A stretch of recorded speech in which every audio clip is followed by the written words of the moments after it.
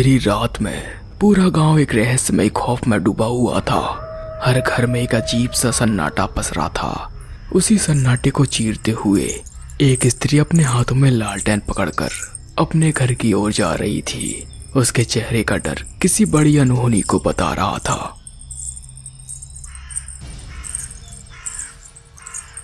कहीं वो ना आ जाए, मुझे बहुत डर लग रहा है और गला भी सूख रहा है।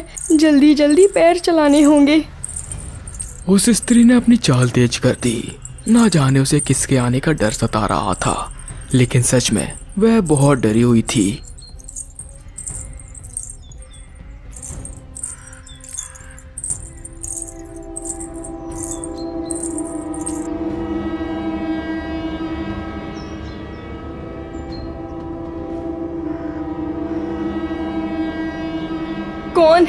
कौन है मेरे सामने आओ। देखो, अगर कोई मजाक कर रहा है तो चले जाओ, मुझे बहुत डर लग रहा है। पीछे का सन्नाटा उसके दिल में डर बना रहा था। काव्या ने आगे की ओर चलना शुरू किया। वह अपने कदम जल्दी जल्दी बढ़ा रही थी। काव्या के पीछे एक अजीब सा काला साया चल रहा था। काव्या को उसकी मौजूदगी साफ महसूस हो रही थी।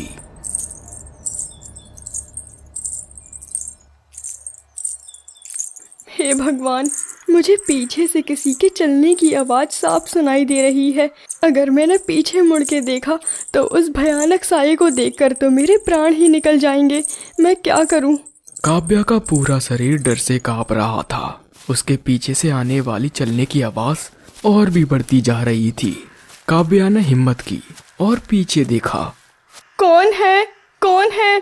तभी काव्या की नजर पेड़ के पीछे एक साये पर पड़ी, जिसकी आकृति बहुत अजीब थी। उसके सर पर बड़े बड़े सिंग थे और उसे देखकर काव्या पूरी तरह से घबरा गई और भागने लगी।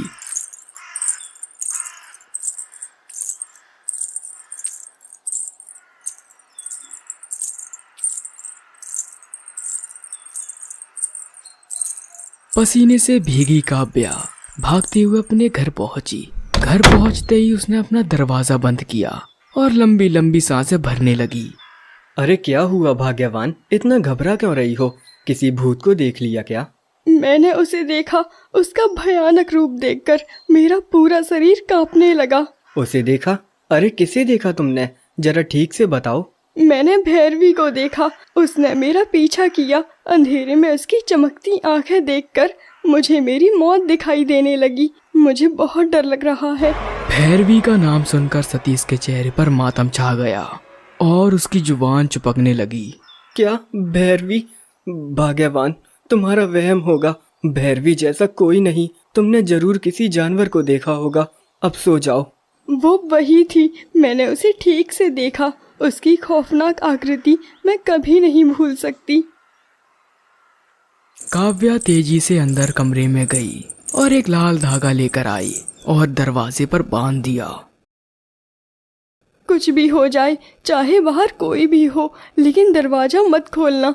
अगर मेरी आवाज हो तब भी नहीं।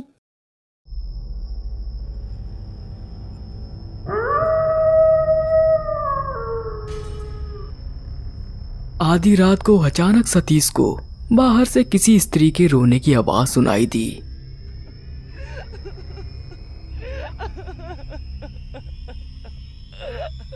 अरे इतनी रात को कौन रो रहा है? अगर काव्या को जगाया तो वो मुझे बाहर नहीं जाने देगी। हो सकता है कोई मुसीबत में हो। सतीश उठा और दरवाजे के पास जाकर उसने वह लाल धागा हटा दिया। अरे कोई भी तो नहीं है। फिर रोने की आवाज किसकी थी? लगता है मेरा वहम होगा। तभी दूर झाड़ियां हिलने लगी। सतीश झाड़ियों की ओर गया और जब उसने झाड़ियों को हटाकर देखा तो उसके पैरों तले जमीन खिसक गई। उसने देखा सामने एक बेहद डरावनी स्त्री खड़ी थी, जिसके सर पे बड़े बड़े सिंग थे। अरे नहीं, ये तो वही है। सतीश भागता हुआ जल्दी से अपने घर में गया और दरवाजा बंद कर लिया। क्या हुआ जी? आप बाहर क्यों गए थे? मैंने आपको मना किया था ना। तभी कोई जोर से उनका दरवाजा खटखटाता है। अरे काव्या, अब क्या होगा? लगता है वो आ गई है। अब हम दोनों नहीं बचेंगे। अरे जी, आपने मेरी बात नहीं मानी और लाल धागा हटा दिया। तभी दरवाजा खुला और घुटनों पर चलकर एक स्त्री अंदर आई। वो दिखने में बेहद डरावनी थी। काव्या और सतीश उसे देखकर कांपने लगे। तभी गांव की शांति में उन दोनों की चीखने की आवाज गूंज उठी। दूर शहर में पृथ्वी अपनी पत्नी वर्षा और बूढ़ी माँ के साथ रहता था। उन दोनों की हाल ही में शादी हुई थी। एक दिन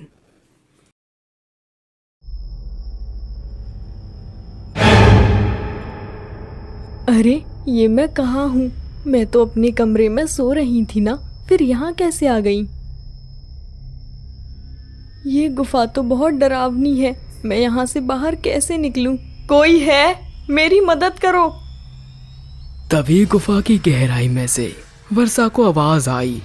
वर्षा, मेरी मदद करो, मुझे आज़ाद करो वर्षा। मैं वर्षों से तुम्हारा इंतज़ार कर रही हूँ। आओ वर्षा, मुझे आज़ाद करो। कौन है आप और मेरा नाम कैसे जानती हैं? मुझे कुछ समझ नहीं आ रहा है। आखिर हो क्या रहा है? मुझे बताइए, आप कौन हैं? मेरे पास आओ वर्षा, तुम्हें सब पता चल जाएगा। तुम्हारा और मेरा एक खास रिश्ता है। मेरे पास आओ। वर्षा आवाज के पीछे पीछे गुफा की गहराई में चली गई। अंदर बहुत अंधेरा था। वर्षा आगे की ओर बढ़ती जा रही थी। हे भगवान, आखिर है कौन जो मुझे आवाज दे रहा है और उससे मेरा क्या रिश्ता है? कुछ देर चलने के बाद वर्षा को एक दरवाजा दिखाई दिया और उसने उस दरवाजे को खोल दिया और अंदर चली गई। अरे, ये क्या है? हे भगवान, आज फिर वही भयानक सपना। आखिर वो सपना मुझे क्यों आता है? वर्षा फिर से सो गई और अगली सुबह उसने सारी बात अपनी सास को बता दी। बेटा, ये तो नहीं पता तुझे एक ही सपना बार बार क्यों आता है, लेकिन हाँ, मैं तुझे पृथ्वी के साथ हमारी कुल देवी के मंदिर भेज देती हूँ। हमारी देवी सब ठीक कर देंगी। कुल देवी? हमारी कुल देवी का क्या नाम है माँ जी? भैरवी। भैरवी नाम है हमारी कुल देवी का। तुम दोनों अभी ही चले जाओ। पर माँ, मुझे ऑफिस का बहुत काम है, मैं अभी नहीं जा सकता। अरे, काम तो बाद में भी हो जाएगा। पहले तू बहू को देवी के दर्शन करवा के ला। पृथ्वी और वर्षा निकल पड़ते हैं हस्तना गांव की ओर। अरे जी, क्या आप भी पहली बार मंदिर जा रहे हैं? नहीं वर्षा, जब मैं 5 वर्ष का था तब मैं पिताजी के साथ आया था और जब से लेकर अब मौका मिला है। वह दोनों बात करते करते सफर कर रहे थे। वो नहीं जानते थे वो एक ऐसी जगह जा रहे थे जहां से लौटना नामुमकिन है।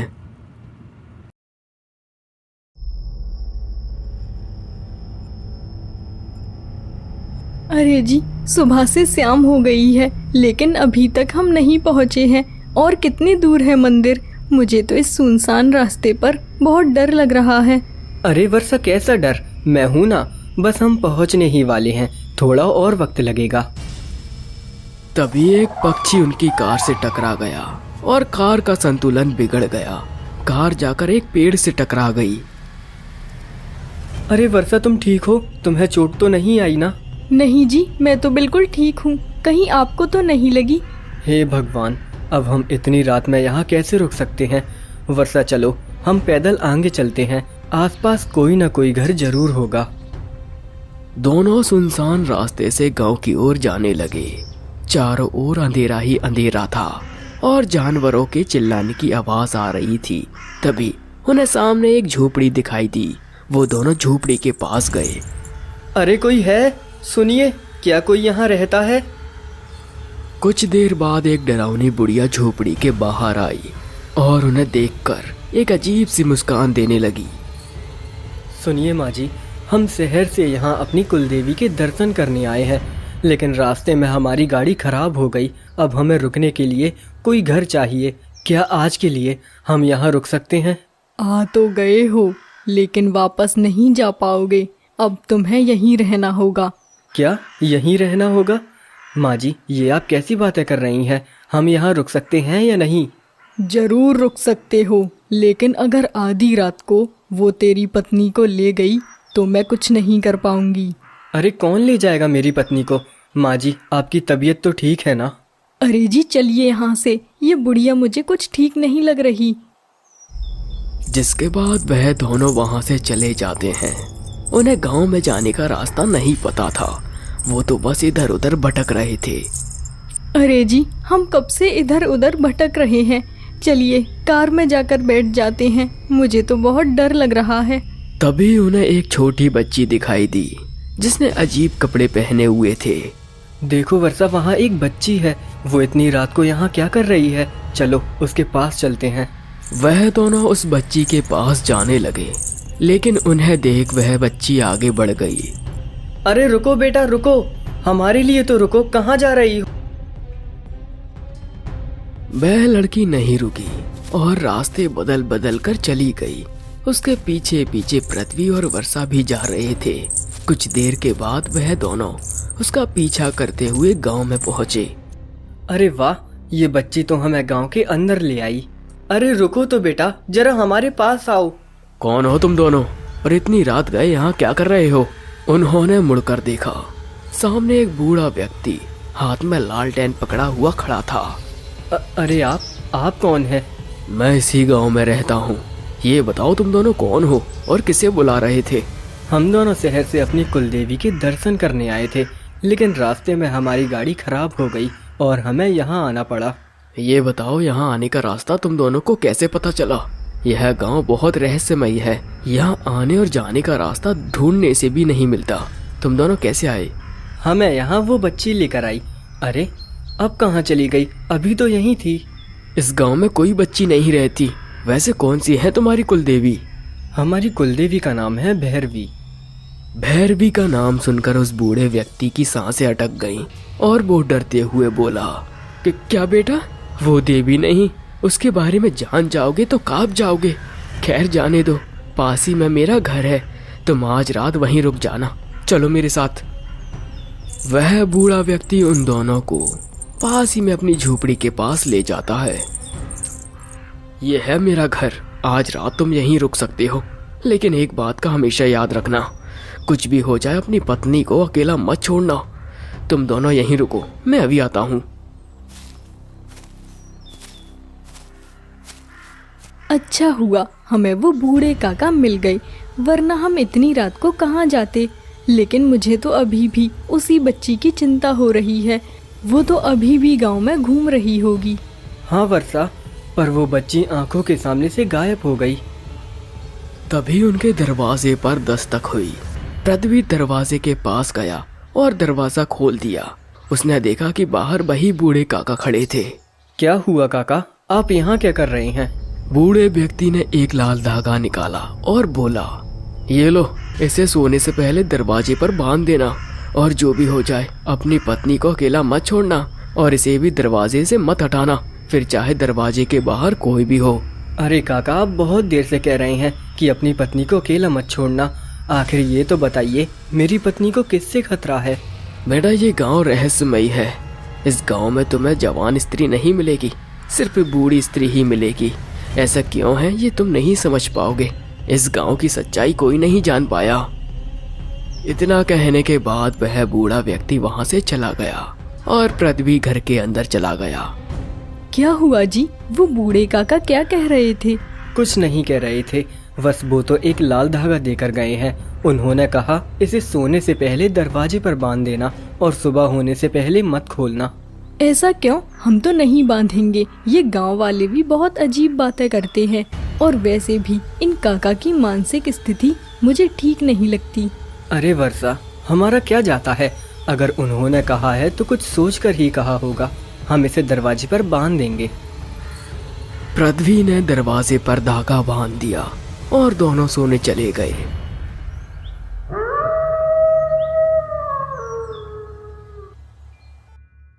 आधी रात को अचानक उन दोनों को एक स्त्री की रोने की आवाज सुनाई दी।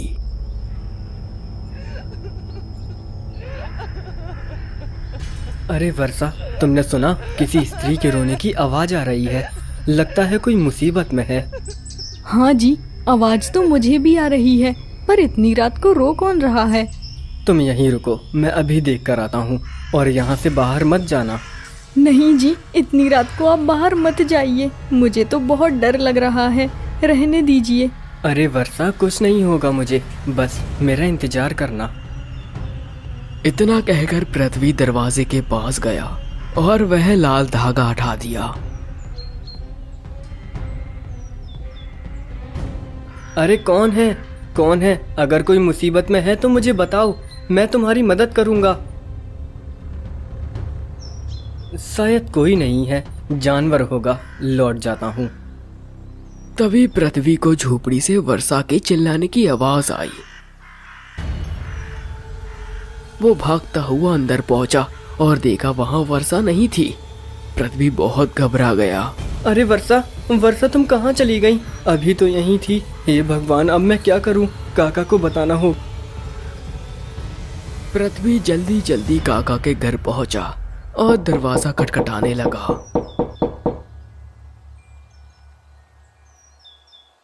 क्या हुआ बेटा, तुम इतनी रात को यहाँ क्या कर रहे हो? मैंने तुम्हें मना किया था ना दरवाजा खोलने को। और तुम्हारी पत्नी कहाँ है? अरे काका, वर्षा खो गई है। मैंने उसे हर जगह देख लिया, पर वो मुझे कहीं नहीं मिली। क्या मूर्ख, मैंने तुमसे कितनी बार मना किया था अपनी पत्नी को अकेला मत छोड़ना। फिर तुम बाहर क्या करने गए थे? तुमने लाल धागा बांधा था कि नहीं?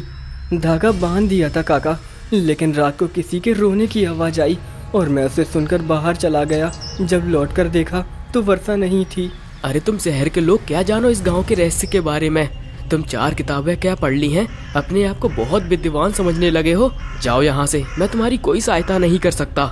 काका, मैं आपके आगे हाथ जोड़ता हूँ, मेरी पत्नी को ढूंढने में मदद कीजिए। ठीक है, जो हुआ सो हुआ। तुम यहीं रुको, मैं अभी लालटेन लेकर आता हूँ। बूढ़ा व्यक्ति अंदर गया और लालटेन लेकर आया। दोनों पूरे गांव में वर्षा को ढूंढने लगे।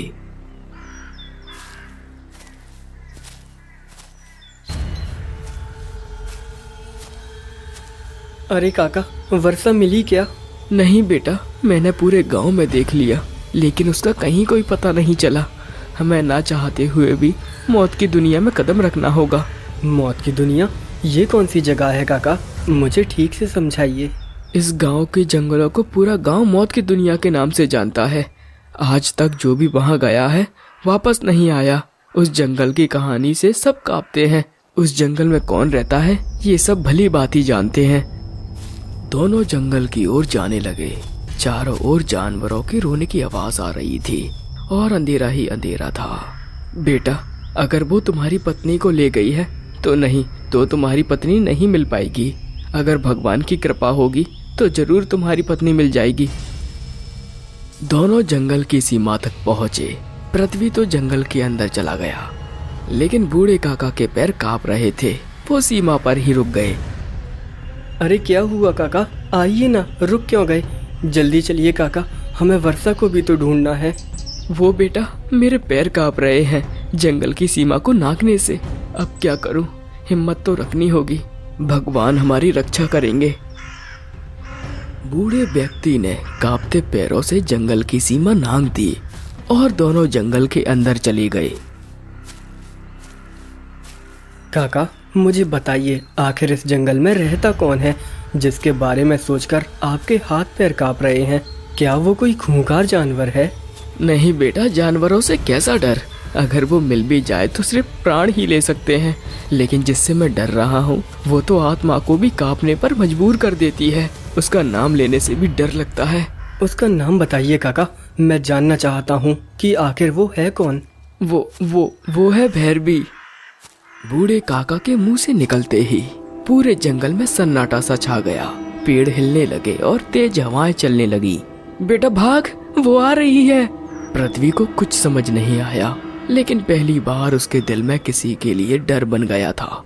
दोनों अपनी जान बचाकर भागने लगे। वो भागते भागते एक सुनसान जगह पर पहुंचे। वर्षा, ओ वर्षा, कहाँ हो तुम? क्या तुम मेरी आवाज सुन पा रही हो? दोनों ने वर्षा को बहुत ढूंढा, लेकिन जंगल के काफी अंदर जाने के बाद भी वर्षा का कोई पता नहीं चला। बेटा, हमने जंगल का पहला हिस्सा तो देख लिया, यहाँ तुम्हारी पत्नी नहीं है, लेकिन अब हमें जंगल के अंदर जाना होगा। शायद आगे तुम्हारी पत्नी मिल जाए। और हाँ, अगर हम बिछड़ जाएं तो नदी को ढूंढना और उसके किनारे होकर अपने घर जाना। दोनों जंगल के अंदर चले गए, लेकिन कुछ देर बाद बूढ़े काका की आवाज आना बंद हो गई। काका, अरे काका कहाँ चले गए? अभी कुछ देर पहले तो यहीं थे, फिर कहाँ चले गए? तभी पृथ्वी को दूर झाड़ियों के पास एक बच्ची दिखाई दी। ये वही बच्ची थी जो उन्हें गांव में लेकर आई थी। बेटा, कौन हो तुम? इतने घने जंगल में अकेली मत घूमो, मेरे पास आओ। वह बच्ची भी बिना कुछ कहे वहां से जाने लगी। पृथ्वी भी उसका पीछा करने लगा। अरे बेटा रुको, कहीं मत जाओ, एक बार मेरी बात तो सुन लो। पृथ्वी उसका पीछा करते करते जंगल के एक रहस्यमय जगह पर आ गया, लेकिन सामने का दृश्य देख उसके हाथ पैर कांपने लगे। सामने एक बहुत बड़ा बरगद का वृक्ष था, जिसके नीचे बूढ़े काका की लाश पड़ी थी। उनका शरीर सफेद पड़ चुका था। काका, ये क्या हुआ? हे भगवान, इतनी दर्दनाक मौत। इतना कहकर पृथ्वी बेहोश हो गया।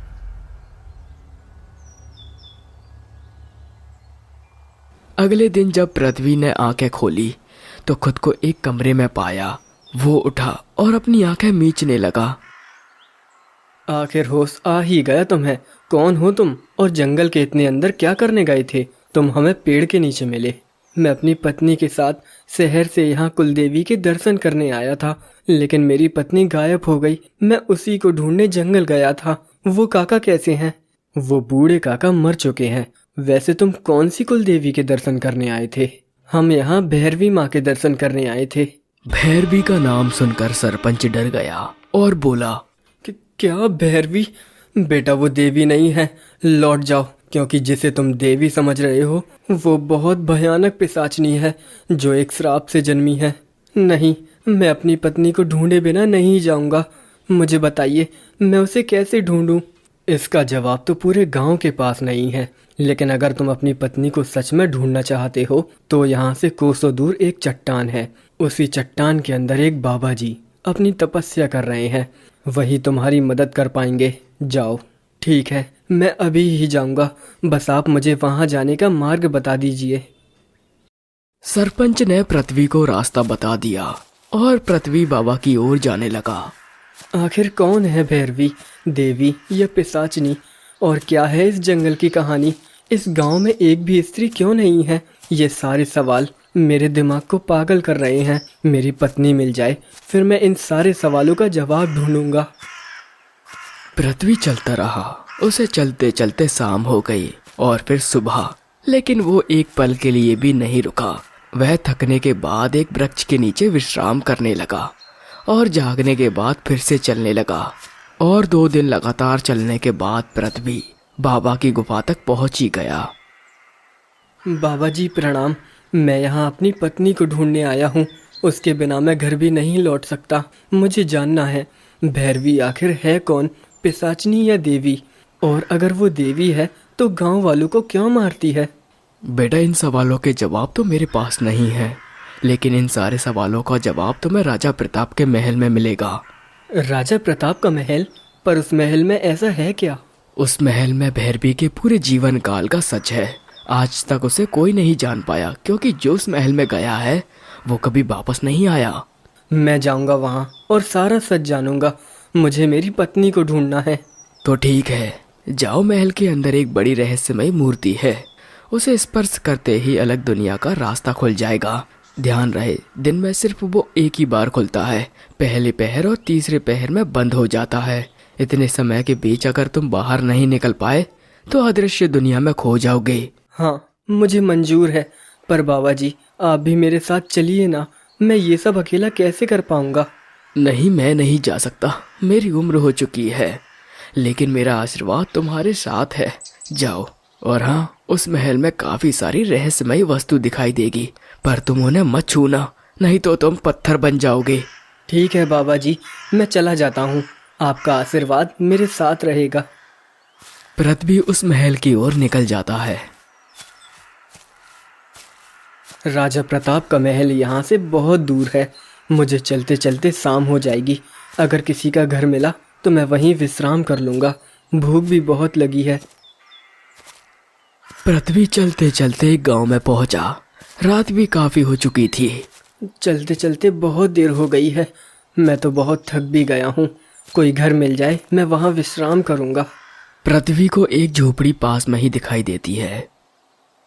अरे क्या कोई है? जल्दी बाहर आइए। अरे कौन हो बेटा तुम, और यहाँ क्या कर रहे हो, वो भी इतनी रात को? अरे काका, मुझे किसी काम से बहुत दूर जाना है। अगर मैं रात भर भी चला तो वहाँ तक नहीं पहुँच पाऊँगा। तो क्या आज रात मैं आपके घर रुक सकता हूँ? अरे हाँ हाँ बेटा, रुक सकते हो। आ जाओ, आराम कर लो। वैसे बेटा, वो ज़रूरी काम से तुम्हें कहाँ जाना था? वो काका, मुझे किसी ज़रूरी काम से राजा प्रताप के महल जाना था। रास्ता बहुत लंबा है, इसीलिए सोचा आराम कर लूँ। महल का नाम सुनकर उस व्यक्ति के हाथ पैर कांपने लगे और वह डरते हुए बोला, कि क्या राजा प्रताप का महल? अरे मूर्ख, मरना चाहते हो क्या? क्यों अपनी जान दांव पर लगा रहे हो? सालों से जो भी उसके अंदर गया कोई नहीं बचा। सारे मारे गए, तुम भी मारे जाओगे। मैं कहता हूँ लौट जाओ। नहीं लौट सकता काका, मेरी पत्नी खो गई है। उसे ढूंढने के लिए मैं महल में जाकर रहूँगा, चाहे मेरी जान ही क्यों न चली जाए। बेटा, वहाँ कोई बुरी आत्मा नहीं, बल्कि दूसरी दुनिया का दरवाजा है। वहाँ कोई एक बार गया तो कभी लौट कर नहीं आया। उस रहस्यमय कमरे में क्या है ये तो कोई नहीं जानता, लेकिन एक बार अंदर गए तो डर से ही मर जाओगे। मैंने लोगों के मुंह से सुना है, उस रहस्यमय कमरे में कुछ ऐसा है जिसे देखकर इंसान सब कुछ भूल जाता है और सिर्फ मौत दिखाई देती है। अगले दिन पृथ्वी फिर महल की ओर निकल जाता है। सुबह से शाम हो गई। पृथ्वी अभी भी चल रहा था। कुछ देर और चलने के बाद सामने का दृश्य देख पृथ्वी डर गया। सामने राजा प्रताप का खंडर महल था, जो सामने से बहुत डरावना दिख रहा था। तो ये है राजा प्रताप का खंडर महल। ये तो बहुत डरावना है, मुझे इसके अंदर जाना होगा। पृथ्वी महल के अंदर चला गया। अंदर जाते ही तेज हवाएं चलने लगी और आसपास का वातावरण ठंडा हो गया।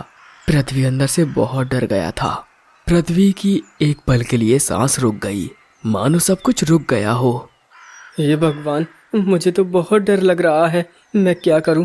कहाँ ढूंढूं उस रहस्यमयी मूर्ति को?